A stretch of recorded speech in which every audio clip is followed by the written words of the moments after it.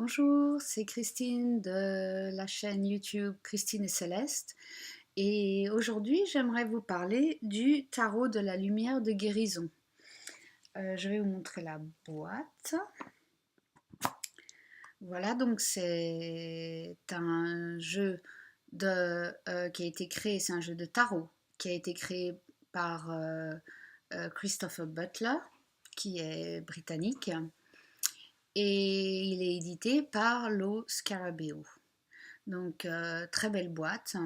C'est vraiment, donc c'est de cette année 2017, donc c'est vraiment le nouveau Lo Scarabeo. Ils ont arrêté de mettre tous les langages sur toutes les langues sur les cartes parce que franchement, je veux dire, euh, si on connaît le tarot, on n'a pas besoin de l'avoir en 4 ou 5 langues. Enfin bon.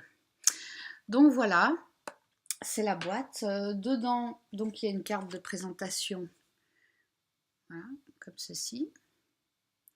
Alors, pour le petit bouquin, il est en plusieurs langues, comme fait Lo Scarabeo, mais cette fois-ci, au lieu que ça soit un tout petit bouquin blanc, ils l'ont fait en noir, il y a beaucoup plus de pages, il est beaucoup plus descriptif. Il est en plusieurs langues. Il est en anglais, italien, espagnol, français et... Je suis pas sûre si c'est chinois ou japonais. Ici. Eh bien, donc, les gens de Chine ou de Japon qui regardent pourront peut-être me dire, je ne reconnais pas, je ne sais pas. Mais bon, donc il y a tous ces langages. Seulement, la partie anglaise, il y a combien de pages? Attends, 70 pages, 63 pages en anglais. Ouais, disons 70. En français, il y en a 14. Donc en fait, ce qu'ils ont fait, c'est qu'ils ont fait la première partie du livre en anglais très fournie, et après c'est vraiment un résumé dans les autres langues. Voilà, donc il y a beaucoup moins en français. Alors après, si vous lisez l'anglais, moi j'aime beaucoup ce qui est décrit dans ce livre. Il décrit les cartes, c'est l'auteur qui les a créées, qui a écrit le bouquin, donc c'est lui qui a tout fait. Et aussi, il y a les tirages. Mais surtout, ce que j'aime, c'est qu'il décrit les cartes. Mais ça, c'est en anglais. En français, c'est beaucoup plus succinct. Alors donc, il s'appelle donc Healing Light Tarot en anglais. Et en français, Tarot de la lumière de guérison. Alors j'ai mis ça dans Google, j'ai rien trouvé.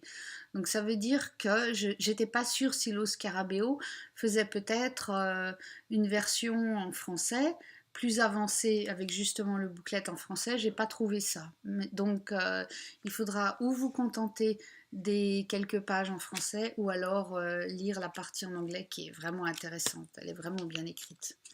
Mais enfin, on va juste faire une introduction. Après, c'est pas une review que je fais. Je vais pas aller carte par carte. Je vais juste vous montrer quelques cartes que j'aime bien, juste pour vous donner un goût un avant-goût, un goût pour ce jeu. Donc voilà, il dit le tarot de la lumière de guérison s'inspire d'un ancien concept celtique. Alors, je dois dire que c'est vraiment un Rider-Waite-Smith. C'est très inspiré du Rider-Waite-Smith. Donc, si vous lisez déjà avec le système Rider-Waite, vous n'aurez aucun souci pour lire avec ça.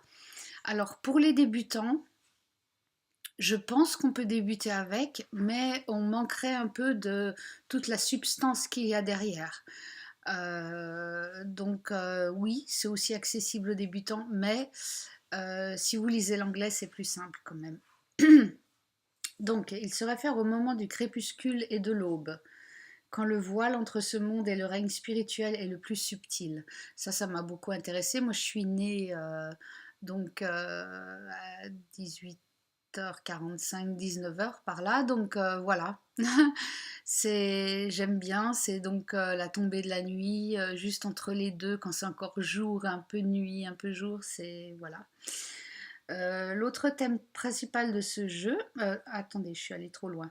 C'est un moment de vision, de réalisation et surtout de guérison. Et c'est pour ça qu'il s'appelle Healing Light, la lumière de guérison. Alors je vais expliquer exactement ce que ça veut dire, où on le trouve dans ce jeu et vous verrez, c'est vraiment intéressant.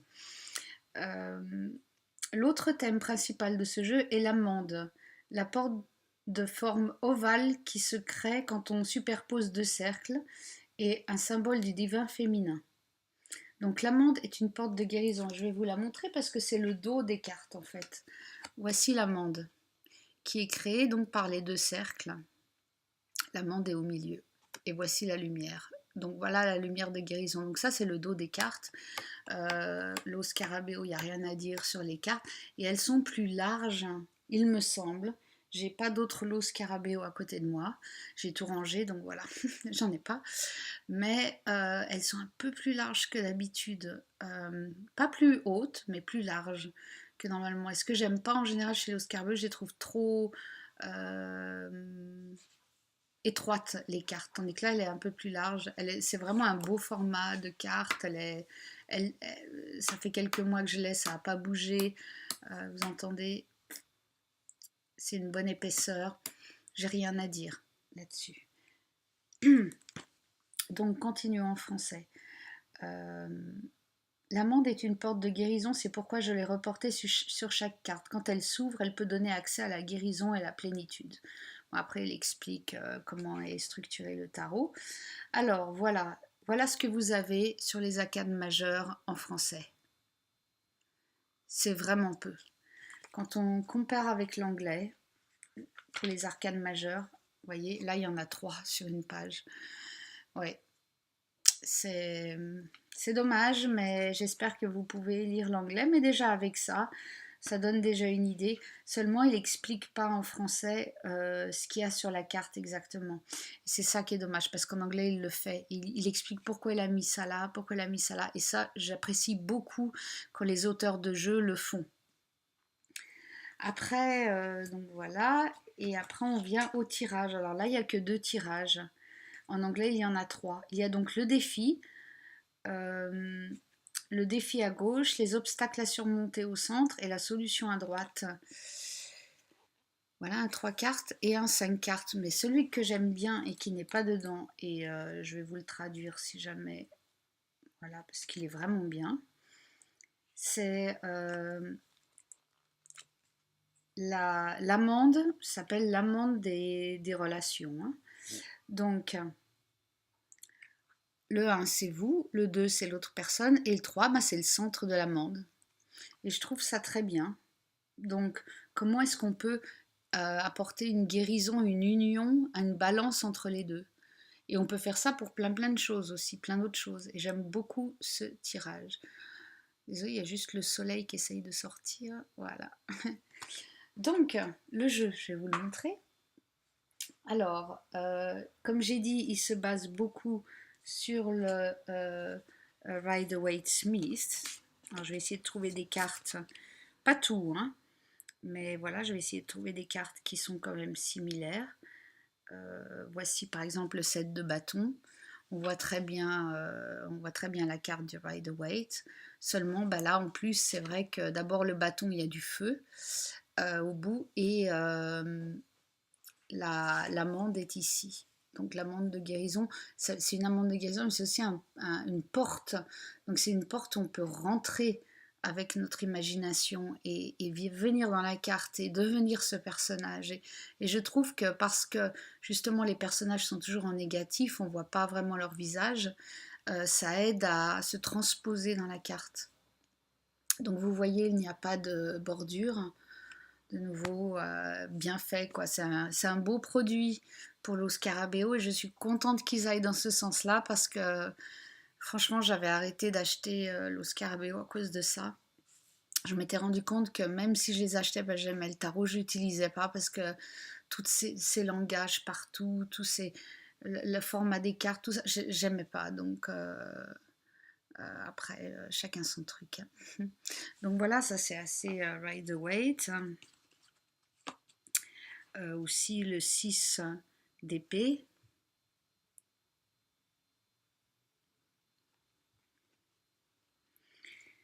Le 10 de coupe, hein, on reconnaît bien aussi.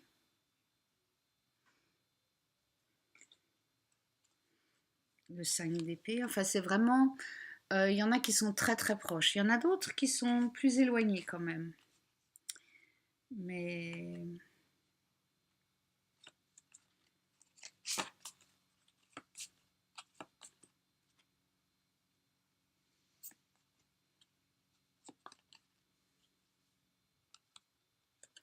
il y a le 10, alors là, c'est pas une personne, mais c'est un cétacé, hein, avec les 10 épées. Et on voit bien où la guérison a lieu. Alors, je vais parler de ça aussi parce que c'est pas anodin non plus qu'il y ait ces signes de guérison. Et on reconnaît bien aussi dans l'ermite, hein, voilà. L'amoureux, c'est très classique après aussi.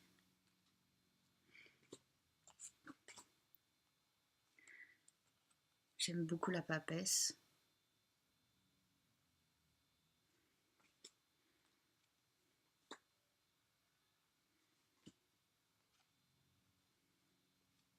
On reconnaît bien aussi le 8 de... Je sais plus en français. Coins, Pentacles. Anyone? Denier, c'est ça. Donc voilà, il y a un pendule. Il y a un pendule. Mm. Donc il y a plein de petits détails aussi à découvrir sur les cartes dont il parle seulement en anglais, malheureusement. Alors une chose que j'aime bien aussi, l'impératrice n'est pas enceinte. Ça m'a toujours un peu dérangé qu'elle soit enceinte parce que c'est un archétype et bien sûr c'est l'archétype de la mère, mais la mère, enfin je sais pas, être enceinte, pour moi ça me représentait pas, voilà. Par contre, dans ce jeu, c'est la reine de denier qui l'est. Ouais. Jugement, qui est ma carte préférée dans tous les jeux. Alors, voilà les couleurs. Il y a très peu de cartes très colorées comme ceci.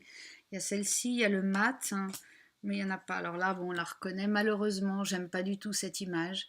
Mais bon, voilà, le cœur, tout ça, oui. Enfin. La mort aussi est assez énergétique, hein.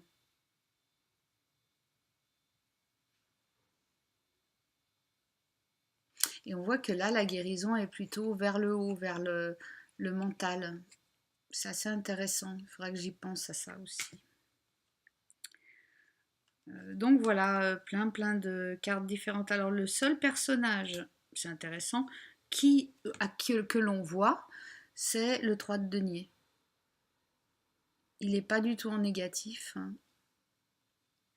Bon. Mais sinon, c'est très traditionnel aussi, hein, comme la lune. Mais il y a une atmosphère déjà. Il y a une atmosphère dans ces cartes qui est assez incroyable. Euh, Comme ça, je ressens très bien. Je sais quand je suis comme ça. Je le ressens très bien ou qui est comme ça. Mm.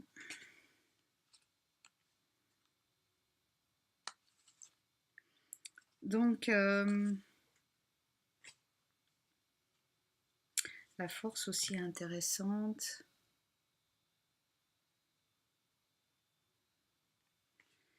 On voit que la force, l'amande n'est pas sur le lion, mais l'amande est sur les deux personnages, hein. Ouais. La roue de la fortune.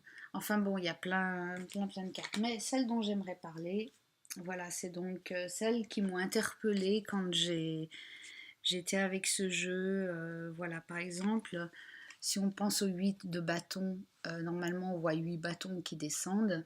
Et là, il y a cette force de destruction incroyable. Et j'ai l'impression qu'en fait, dans cette carte, et c'est ce que j'aime bien dans ce jeu, il n'y a pas que les épées qui ont ce sens plus négatif. C'est pour ça que je n'utilise pas normalement le Rider-Waite. Je trouve les épées trop négatives alors qu'elles peuvent être fantastiques aussi.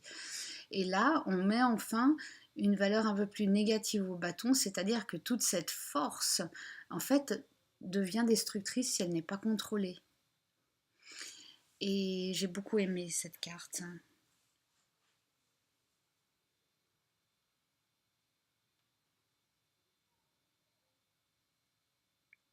euh, le monde.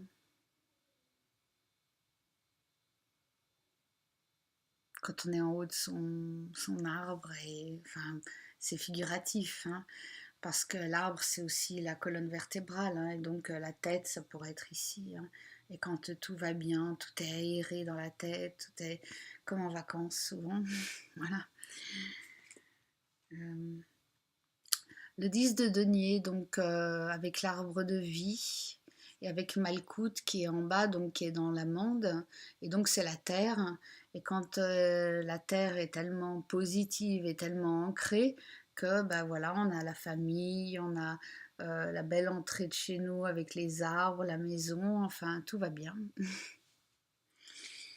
L'étoile, je la trouve magnifique. Ou avec ses mains, elle crée de la magie en fait. Oui. Une justice qui me fait pas peur parce qu'elle est illuminée sur donc le haut du crâne. On voit bien aussi que ce qui est en bas en négatif et en haut en positif. J'aime beaucoup cette image. Et aussi qu'elle n'est pas vraiment terrestre parce qu'on voit elle est dans la terre au ciel. En même temps, elle a aussi les piliers de la papesse.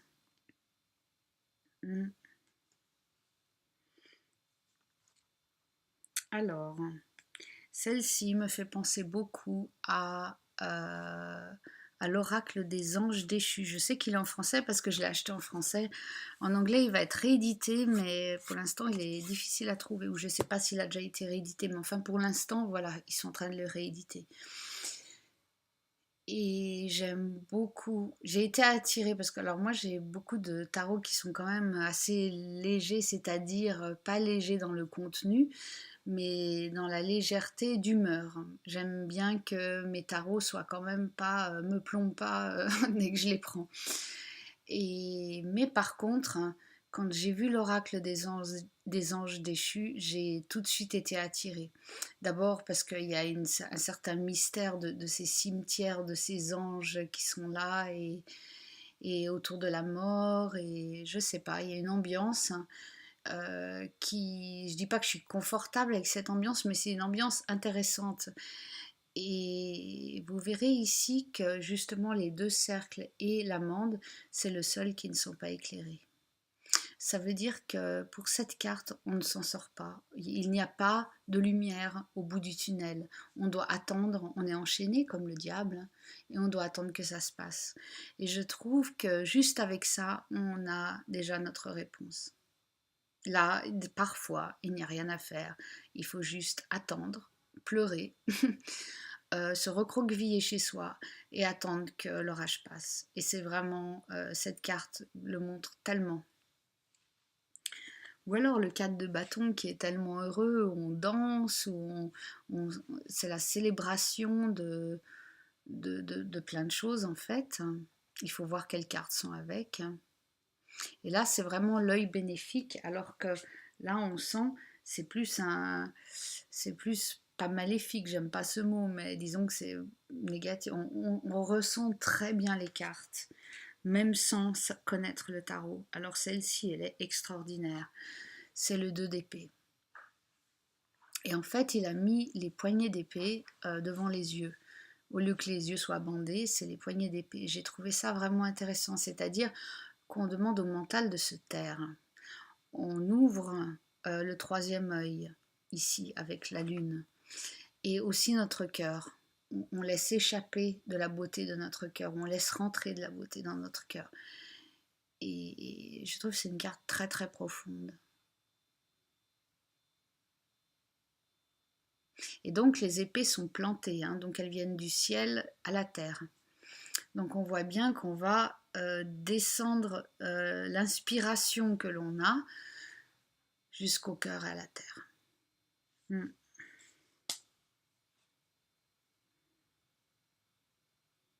Le 9 de coupe, hein, on danse au-dessus des coupes, on les saute, on est heureux, en même temps il y a ce physique, et justement là, l'amande est sur le physique, donc peut-être justement qu'il y a un souci d'état du corps qui a besoin d'être réparé. Extraordinaire carte aussi, le 8 d'épée, où elle est prise dans une toile d'araignée. Et au lieu d'aller en avant pour essayer de passer, elle sait qu'elle ne peut pas. En fait, elle va en arrière et avec ses mains, elle va essayer d'attraper l'épée qui est dans, euh, dans l'amande, ou une des épées en tout cas. Et donc, concrètement, qu'est-ce que ça veut dire? Ben, ça veut dire il ne faut pas prendre la situation de front. De front, c'est français? Je sais pas. Il faut reculer, faire un pas en arrière et regarder la situation. Parce qu'on a peut-être on a loupé un élément pour sortir. Ou peut-être on a une arme et on ne l'a pas vue. Vous voyez, c'est... Ah, il est vraiment intéressant ce tarot. Le 4 d'épée, normalement c'est une personne qui, sur le Rider-Waite, sur beaucoup de tarots d'ailleurs, qui se repose. Ici on en a deux, elles sont en forme de pierre tombale, et donc c'est dans une église ou en dehors d'une église. Et on voit bien, il y a le... comment on appelle ça en français? Stained glass window. C'est pas une mosaïque, mais... Ah, vous savez quoi, les mots français. Ouais, mais je sais ce mot. Bah tant pis. Donc les fenêtres colorées qu'il y a aux églises. Les vitraux, voilà les vitraux. Oh mon Dieu, la honte. Les vitraux et l'amande est sur le vitrail. Alors qu'est-ce que ça veut dire? Donc là, ils sont ou en train de prier ou en train de se reposer. Et le vitrail, la lumière qui passe au vitrail, normalement c'est coloré. Peut-être qu'on a besoin de lumière justement maintenant. Ou alors on a besoin de méditer. Et pourquoi est-ce qu'on ne méditerait pas sur des mandalas? Plein de choses différentes à découvrir dans ce tarot. Le 10 de bâton, où on a un cafard sur le dos. C'est vraiment ça, hein, et qu'il est tellement lourd qu'il faudrait qu'on essaye de le poser pour continuer. Seulement le problème c'est que on n'arrive pas à se relever et la lumière est au-dessus, donc on ne la voit pas. Il faut regarder la lumière dans ce cas-là. Il faut arrêter de regarder tout ce qu'on a à faire ou tout ce qu'on fait.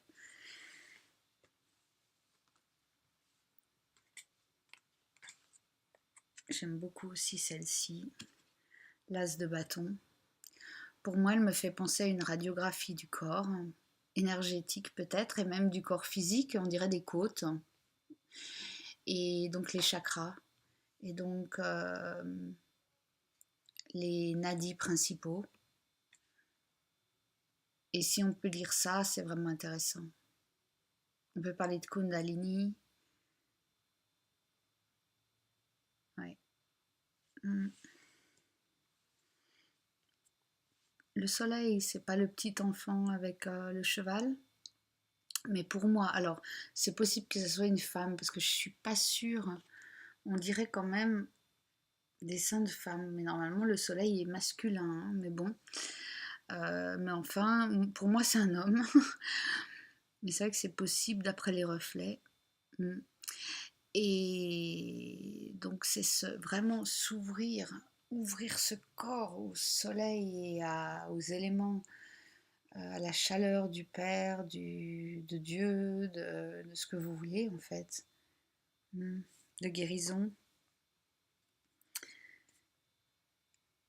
Je sais que c'est pas le page de denier, mais bon, je me souviens plus.